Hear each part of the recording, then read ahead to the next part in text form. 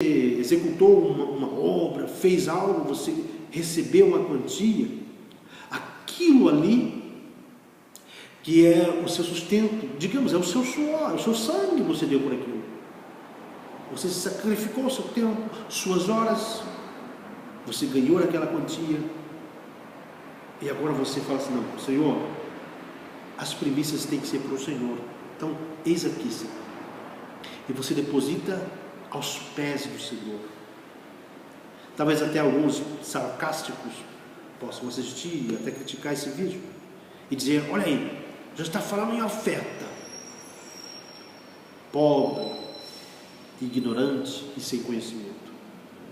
O que faz o homem prosperar não é o dinheiro que ele dá. Pelo contrário, quando você está doando uma parte daquilo que você ganhou, você está provando, está mostrando para Deus de que você realmente confiou nele, depositou nele toda a sua confiança, converteu-se a ele, porque quem vai fazer esse tipo de coisa é quem confia em Deus, é quem tem certeza de que vai receber do Senhor uma bênção. E aí você fala assim, olha, o indouto, o incauto, ele vai dizer, ah, mas é isso aí que você está falando aí, é você está pedindo dinheiro aí para ficar rico. Não. Existem grandes necessidades para grandes obras do Senhor. Existem pessoas que estão, hoje você tem esse privilégio de ouvir, ou de ver esse vídeo, de ouvir o Evangelho de Cristo. Mas existem pessoas que não ouvem, que não têm essa oportunidade de ouvir abertamente e pagam com suas vidas por causa disso. E no nosso país, o Brasil é um dos grandes exportadores de missionários que estão nas Índias, que estão em locais de difícil acesso, onde estão pregando o Evangelho e onde muitas e muitas igrejas, ou seja, denominações, porque a igreja é uma só, que estão imbuídas da missão de levar o Evangelho de Cristo para muitas e muitas gentes. E como esses homens e essas mulheres podem ir se não tiverem recursos, se não forem sustentados? O próprio Jesus, no capítulo 8 ali de Mateus, se não estou enganado, vamos conferir, o próprio Jesus, por misericórdia e graça de Deus,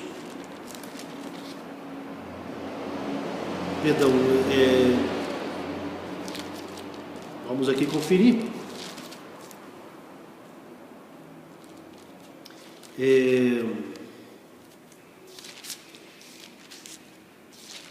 E quando Jesus ele se dedicou à obra, obviamente ele foi sustentado por alguém, porque ele deixou de ter o seu trabalho material para trabalhar na obra de Deus e dedicar-se todo o seu tempo. Fui equivocado, em Lucas capítulo 8, que diz assim, as mulheres que serviam a Jesus com seus bens. E aconteceu depois disto que andava de cidade em cidade e aldeia, pregando e anunciando o Evangelho do reino de Deus, e os 12 iam com ele. E também algumas mulheres que haviam sido curadas de espíritos malignos e de enfermidades. Maria, chamada Madalena, da qual saíram 7 demônios, e Joana, mulher de Cusa, procuradora de Herodes, e Susana, e muitas outras que o serviam com as suas fazendas. Olha aí.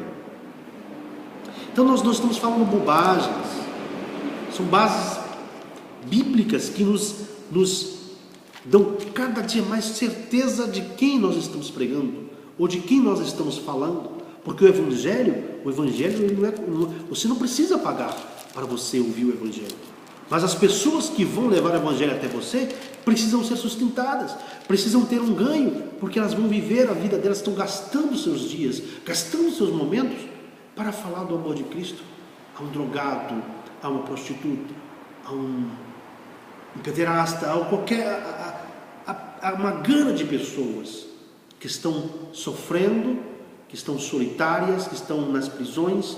Se você for ver existem miríades e miríades de homens e mulheres de Deus pelo mundo afora, evangelizando nas prisões. Quantas pessoas vão nas prisões falar do amor de Deus e de que aquelas vidas têm a chance de serem transformadas? Como são pagos os materiais que são entregues para aqueles presos?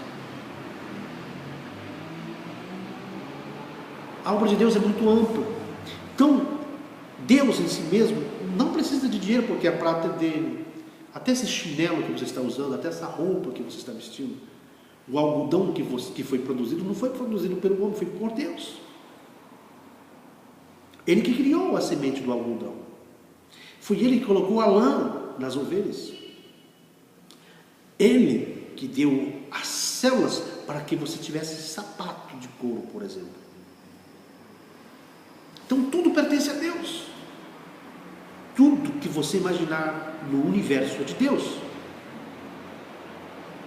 A minha e a sua vida pertence a Deus. Se o Senhor Deus quiser pegar no botãozinho lá do seu coração, na veinha do seu coração, falar assim, ó, apertou, pronto. Ou seja, não existe mais. E tudo isso que nós estamos pregando e falando aqui, você poderia fazer em vida, porque na morte e no cemitério, muitos sonhos e muitas pessoas que queriam fazer não podem mais fazer nada. Então, honrar a Deus com suas fazendas não significa dizer que é você pegar todo o seu bem e doar para uma denominação e dizer aqui, não. É você entregar aos pés de um homem de Deus, que esse fará bom uso na obra do Senhor daquilo que você investiu na obra do Senhor. Porque quando você entrega para a obra de Deus, você está dizendo, Deus, está aqui, ó Pai, o Senhor me deu força, me deu sabedoria, temor, confiança, agora eu quero retribuir para que outros também alcancem a mesma palavra que eu alcancei neste lugar. Você está sendo grato a Deus por naquele lugar você ter recebido a bênção do Senhor. E aí vem e diz assim, versículo 10, e se encherão os teus celeiros abundantemente e transbordarão de mosto os teus lagares.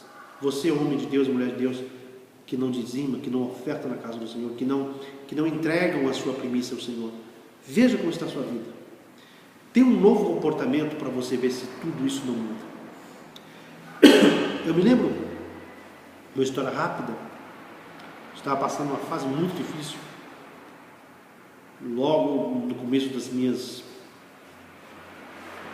dias aqui em São Paulo, e me lembro que eu vendia doces na rua, tinha uma bicicleta azul, pedalava essa bicicleta, colocava aquelas caixinhas de chiclete e tudo e tal, ia para a estação de Guaianazes vender meus chicletes, vender passe de trem, muitas coisas, um mascate, e não tinha condições de sustentar a minha casa, aquele pouco que eu ganhava. Minha esposa, ela fazia crochê,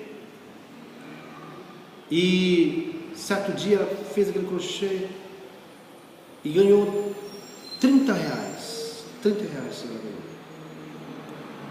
E naquele episódio foi tão interessante que ela, confesso, ela não tinha o costume de ser dizimista ou de ofertar na casa do Senhor, talvez até porque nós estávamos com tamanha necessidade que até 10 centavos faria diferença para a nossa vida. Mas naquele dia em específico, fui para a rua, vendi, deu para comprar um pãozinho, uma coisinha, e não dava mesmo. E ela falou, olha, Eliseu, eu vou entregar esse negócio, vou receber ali 30 reais. Quando ela recebeu aqueles 30 reais, eu falei, Clarice, tira os 10%, dê 13 reais na obra do Senhor. E ele falou, e ela com tanta vergonha de ser tão pouco, mas é tão pouco, que vergonha quando eles virem lá. Eu falei, vai, se não vou pela tua fé, pela minha fé, faça isso. Eu tenho certeza que Deus vai abrir a porta. Dito e feito. Naquela mesma semana, minha cunhada, Dayana, ela foi e depois que a Clarice foi lá com vergonha, mas ela colocou na salva aquele dízimo. E foi tão interessante que naquela mesma semana ela recebeu uma proposta de emprego desse emprego ela começou, olha só como Deus faz. Começou como uma pessoa, né, da limpeza. Da limpeza ela se tornou uma gerente de departamento, onde o salário dela triplicou. Então, R$30, R$3, e ela ganhava um salário muito bom, onde nós fomos, né, juntamente comigo, juntamos as nossas forças e chegamos a um patamar. Mas, queridos, foi a nossa fé e a nossa confiança em Deus que nos fez prosperar. E o Senhor tem feito dessa forma conosco.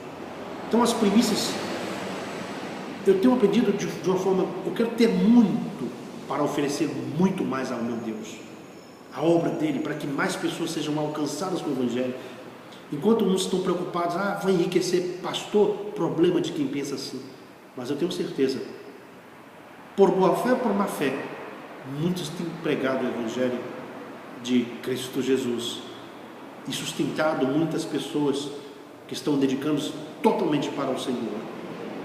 Então, se você reclama, não está dando certo isso, não está dando certo aquilo, olha para dentro de você e vê se você está sendo coerente com Deus e com a obra do Senhor.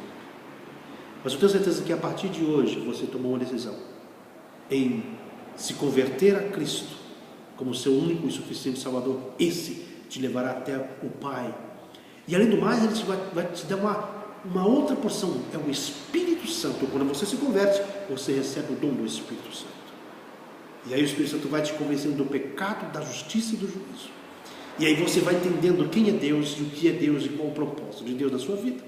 Aí você vai dando ouvidos à palavra do Senhor, ao conhecimento do Senhor, a entendendo o porquê que você era de uma forma, você passou a ser outra pessoa com outro comportamento.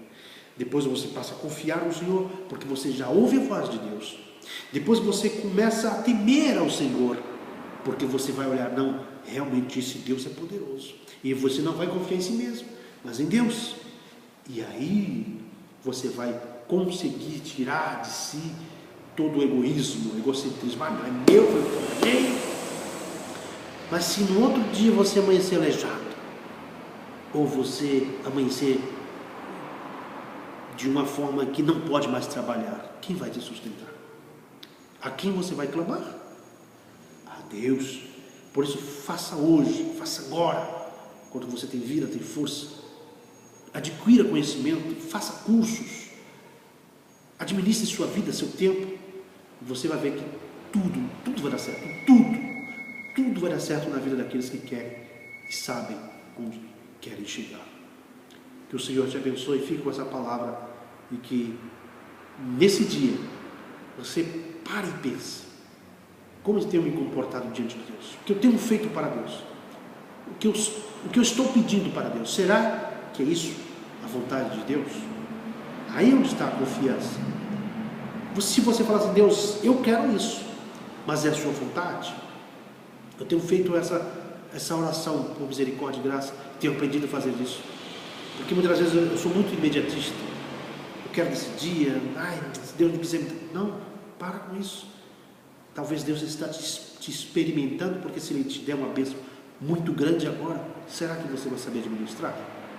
Ele espera o momento certo, quando você tem a sabedoria suficiente, conhecimento suficiente, temor suficiente, para que Ele te prospere e te dê, quem sabe, o mundo nas suas mãos.